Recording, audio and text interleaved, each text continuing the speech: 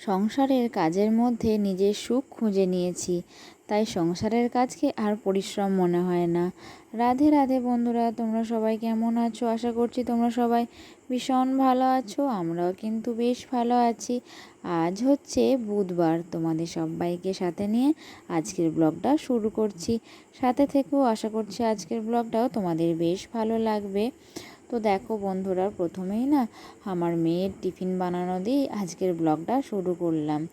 তো এই দুদিন না মেয়েকে টিফিনে কিছুই বানিয়ে দিইনি।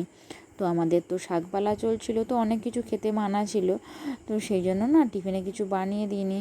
আর শুধু ওই বেসন বা বেগনি এই সবটি খেতে ছিল আর কি, আর আলু। তো মেয়ে বলছিল এই দুদিন টিফিনেতে আমি চিড়ে ভাজা নিয়ে যাব।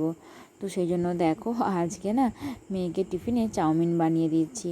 তো এই দুদিন তো নর্মাল খাবার নিয়ে গেছে, তো আজকে যদি না চাউমিন বানিয়ে দিই তাহলে আর আমার রক্ষে নেই। তো দেখো প্রথমেই সকালবেলায় না চাউমিন করতে আরম্ভ করে দিয়েছি। তো এইদিকে চাউমিনটা সেদ্ধ করতে দিয়ে আমার ছেলেকে খাইয়ে দিয়েছিলাম। তো তারপরে না এসে এই চাউমিনটা আর কি রেডি করছি। তো দেখো আজকে না টমেটো ছিল না, তো আজ তো বুধবার, তো হাটবারে টমেটো আনবে, তারপর আর কি রান্না হবে। তো এখন রান্নায় না টমেটো দিলে একদম খেতে মন যায় না। তো সেজন্য কী করলাম বলো তো, প্রথমে নুন আর হলুদ তেলের মধ্যে দিয়ে আর সসটা দিয়ে মশলাটা দিয়ে চাউমিনটা ভেজে দিলাম। তো এদিকে চাউমিন রেডি হয়ে গেল। তো এদিকে মেয়ের টিফিন বক্সের মধ্যেও না চাউমিনটা ভরে দিলাম, আর যা বাদ বাকি ছিল সেটা রেখে দিলাম। তো যেই হোক না যেই হোক খেয়ে নেবে আর কি। তো দেখো মেয়ের টিফিন রেডি করে দিয়ে আমার এবার ছেলেকে দেখার পালা। তো এখন তো ছেলে অনেকক্ষণ খেলা করে, তো মেয়ে স্কুল যাওয়ার পর ছেলে প্রায় 1 ঘন্টা 2 ঘন্টা খেলা করে। তো তারপর দেখো আমি এদিকে ছেলের খাবারটাও রেডি করে নিয়েছি। তো ছেলেকে এখন এভাবেই খাওয়াই আর কি। তো ছেলে বসে বসে খেলা করে আর আমি খাইয়ে দিই। তো এতে কী বলো তো, আমার খাওয়ানোটা অনেক সুবিধা হয় আর কি। তো দেখো ছেলে এদিকে খেতে খেতে না বারবার জানলা দিয়ে পাখিগুলো উড়ে যাচ্ছে ডেকে ডেকে। তো বারবার না জানলার দিকে তাকাচ্ছে আর দেখাচ্ছে আমাকে আর কি। তো এভাবে ব্যালেন্স করে করে আমাকে খাওয়াতে হয়। দেখতে পাচ্ছ কেমন খেলতে খেলতে উঠে বসে পড়ছে। তো যাই হোক, ছেলেকে খাওয়াতে খাওয়াতে আমি 1-2টো কমেন্ট পড়ে নিই আর কি। তো আগের ভিডিওয় দিশানি দিদিভাই কমেন্ট করেছেন, ভিডিওটা খুব খুব ভালো লাগলো।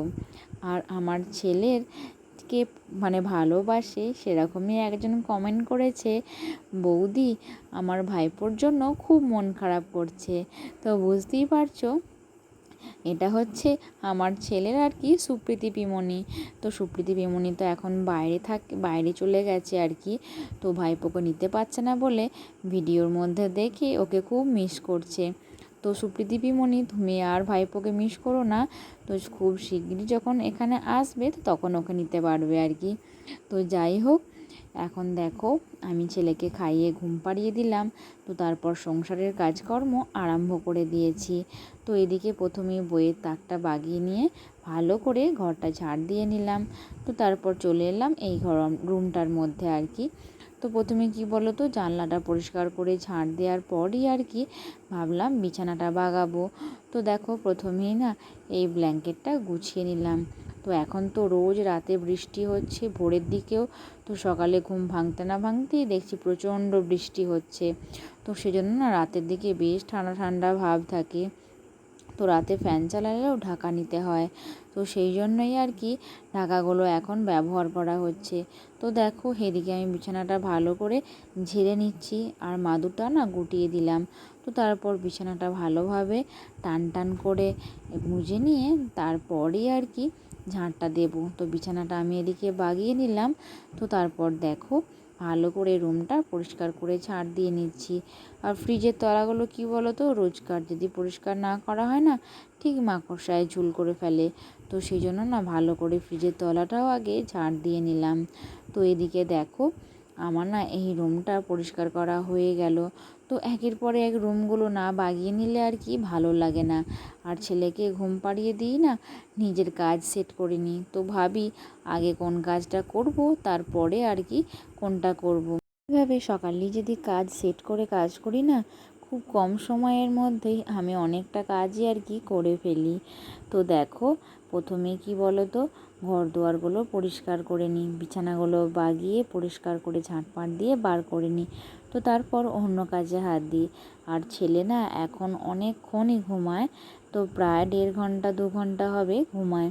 তো মাঝে না বারে বারে দেখি আমার ছেলে আবার ঘুমাতে ঘুমাতে মাঝে মধ্যে হিসুও করে দেয়। তো তারপর কি বলো তো, কাজ ফেলে রেখে হাত ধুয়ে ওকে হিসুটা পাল্টে দিয়ে আবার শুইয়ে দিতে হয়। তো মাঝে মধ্যে তো এমনও হয়, তো কাজ করছি দেখি ছেলে কান্না করছে, তো তারপর কাজ ফেলে দিয়ে আবার গিয়ে ওকে ঘুম পাড়াতে হয়। তো মাঝে ঘুম পাড়ালেও না ছেলে ঘুমিয়ে যায়, তো সেই জন্য আর অসুবিধা হয় না। তো হ্যাঁ, টানাই কাজ অনেকক্ষণ করা যায়। তো ছেলে যে এই উঠবে আর ছেলে ঘুমাবে না, আবার সেই ঘুমাবে দুপুরে। তো এর মাঝে আমাকে স্নান খাওয়া সবই সেরে নিতে হয়। তো এক একদিন কী বলো তো, স্নান করার আগেই ছেলে উঠে পড়ে। তখন যদি মেয়ে স্কুল থেকে আসে, তো মেয়ে একবার খেলা করে ভাইয়ের সঙ্গে, আর না হলে মা কি বড় মা যে হোক নেয়, আমি স্নানটা সেরে নিই। তো যাই হোক, দেখো এদিকে তোমাদের সঙ্গে কথা বলতে বলতে আমার অনেকটাই ঝাঁটপাট দেওয়া হয়ে গেল। তো এদিকে কি বলো তো, ঝাঁটপাট দেওয়ার আগে না রান্নাঘরের বেসিনটাও মেজে একটু পরিষ্কার করে ধুয়ে নিলাম। তো তাহলে না এই ঝাঁট দেওয়ার পর মুছে দেওয়া সুবিধা হবে আর কি। তো তারপর দেখো ঝাঁটপাট দিতে দিতে একদম চলে এলাম বাইরে। তো বাইরে এসে সব নোংরাগুলো বাইরে বার করে দিলাম। তো উঠোনটা ঝাঁট দেওয়ার সময় একদম বাইরে ফেলে দেবো আর কি ওগুলো। তো তারপর কি বলো তো, আমি না সব মোছামুছি সেরে নিয়েছি। তো ঝাঁট দেওয়ার পরই আমার সব মোছামুছি হয়ে গেছে। তো তারপর ভাবলাম আজকে এগুলো একটু পরিষ্কার করে মুছে দিই। তো প্রায় দিনই না এগুলো মুছতে হয়, না হলে কিন্তু ধুলো পড়ে যায়। আর আমাদের তো রাস্তার ধারেই একদম বাড়ি, তো কিন্তু জানলা দিয়ে ঠিক ধুলো আসে, আর দেখবে একদিন না মোছা হলেই ঠিক ধুলো বসে যায়। আর ধুলো বসলে বোঝা গেলে না দেখতে খুব খারাপ লাগে। তো সেই জন্য প্রায় দিনই কী করি বলো তো, রুটিন করে করে ঘর দুয়ারগুলো পরিষ্কার করি। তো একদিন হয়তো এই রুমটা বাগালাম, আর তারপর ওই তার পরের দিন আর কি অন্য রুমটা বাগালাম। তো কালকেই তো দেখতে পেলে 2টো রুম বাগিয়ে নিলাম। তো ওই 2টো রুম এখন পরিষ্কারই আছে। তো আজকে এই যে সিঁড়ির যে স্টিলগুলো আর টেবিলের স্টিলটা ভালো করে মুছে পরিষ্কার করে দিলাম। আর একটু চেপে চেপে মুছলে বেশ স্টিলগুলো চকচক করে। আর কি বলো তো, এগুলো যদি পরিষ্কার পরিচ্ছন্ন থাকে তবেই কিন্তু দেখতে ভালো লাগে। আর পরিষ্কার পরিচ্ছন্ন না রাখলে না একদম দেখতে ভালো লাগে না। তো আমি এভাবে রুটিন করে অল্প সময়ের মধ্যেই ঘর দুয়ারগুলো পরিষ্কার করার চেষ্টা করি। তো এদিকে দেখো আমার প্রায় কাজ সারা শেষের দিকে। তো ভাবলাম এই 2টো জিনিস আর কি কৌটোর মধ্যে ভরতে বাকি আছে, তো ভাবলাম যে ভরে দিই। আর বিশেষ করে কি বলো তো, এই ছাতুটা নিতে এসেই আর কি দেখলাম, তো ভাবলাম ছাতুটা কৌটোর মধ্যে ভরে দিই। তো দেখলাম নুনটাও নেই। তো এখন না আমার এই দুটোই প্রয়োজন আর কি। তো সকালে যে গোপালকে সেবা দেওয়া হয়েছিল মিচড়ির জলটা, সেটা না আছে গ্লাসের মধ্যে। তো আমি কী করি বলো তো, ওই কাজের মাঝেই না ওই মিচড়ির জলটার মধ্যে 1 চামচ ছাতু দিয়ে খেয়ে নিই। তো আমার জলটাও খাওয়া হয়, আর ছাতু দিয়ে আর কি জলটা খেলে পেটও অনেকক্ষণ ভরা থাকে। তো তারপর দেখো আমি এদিকে স্নানও করে নিয়েছিলাম, স্নান সেরে চলে এসেছিলাম ছাদে। তো ছাদে দেখো কি সুন্দর ফুলগুলো ফুটেছে। এই ফুলগুলো না দেখতে খুব সুন্দর, আর আমি না এই ফুলগুলোর নাম জানি না। তো এসে থেকেই দেখছি যে আমার যে বিয়ে হয়েছে এত বছর, এই গাছের না এই ফুলগুলো এসে থেকেই দেখছি ফোটে। মানে ছাদে যে থাকে একভাবে, জল দেওয়া না হলেও না গাছটা বেশ তরতাজা থাকে। আর রোদে শুকিয়ে যায় ঠিকই, কিন্তু আবার জল পেলে আবার তাজা হয়ে যায়। তো এই বছরের এই সময়টাতেই না এই ফুলগুলো ফোটে, সব সময় ফোটে না, দেখতে খুব সুন্দর লাগছে। তো যাই হোক, দেখো স্নান টান সেরে আমি চলে এসেছি ছাদে কাপড় জামা মেলতে। আকাশে কিন্তু বেশ মেঘের ঘন ঘটা, কিন্তু তাও মেলে দিয়ে যাচ্ছি হাওয়ায় হাওয়ায় যেটুকু শুকায় আর কি। তো কি হলো বলো তো, তো এই স্নান করে জামা কাপড় মেলে দিয়ে যাওয়ার পরই না প্রচণ্ড যে বৃষ্টি নামলো, আর বৃষ্টি থামলো না। তো আমি কিন্তু আর ছাদে এই জামা কাপড়গুলো তুলতে আসিনি আর কি, তো মেলাই ছিল। তো ভাবলাম হাওয়ায় হাওয়ায় যেটুকু শুকায় শুকাক, কেননা রুমের মধ্যে নিয়ে এসে 2তলায় মিলে আর যেটুকু যা হবে আর কি হোক। তো এদিকে দেখো সকালের দিকে আর কি মা এগুলো কিছু জামা কাপড় মেলে দিয়ে গিয়েছিলো, তো সেগুলো কিন্তু আধ শুকনো হয়ে গিয়েছিল।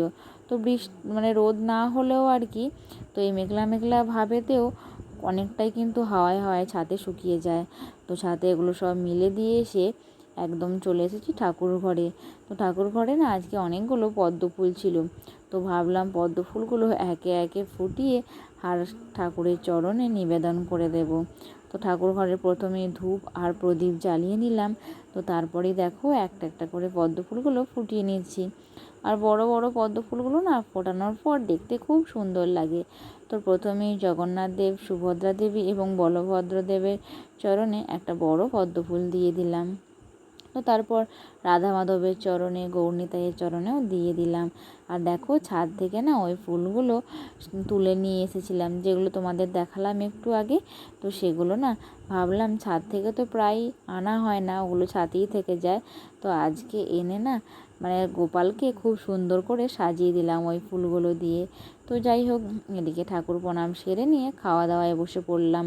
তো দুপুরে রান্না হয়েছিল ছানার তরকারি, পাট শাক আর হয়েছিল মাছের টক। তো আমরা মা মেয়ে দুজনে খেয়ে নিলাম। তো খেয়ে না ছেলেকে ঘুম পাড়িয়ে শুয়ে পড়েছিলাম। তো বিকালে উঠে দেখো এই যে পেয়ারা কাটছি, আর এই বিকালে ঘুম থেকে উঠে না পেয়ারা খেতে বেশ ভালো লাগে। তো দেখো প্রথমেই না দুটো পেয়ারা কেটে নিয়ে ভাগ ভাগ করে পিস পিস করে নিলাম। তো তারপর নুন আর এর মধ্যে দিয়ে দেবো একটু লঙ্কা গুঁড়ো, তাহলে খেতে বেশ লাগবে।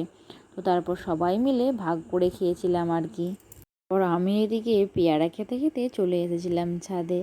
তো ছাদে যে জামা কাপড়গুলো স্নান করার পর মেলে দিয়ে গিয়েছিলাম।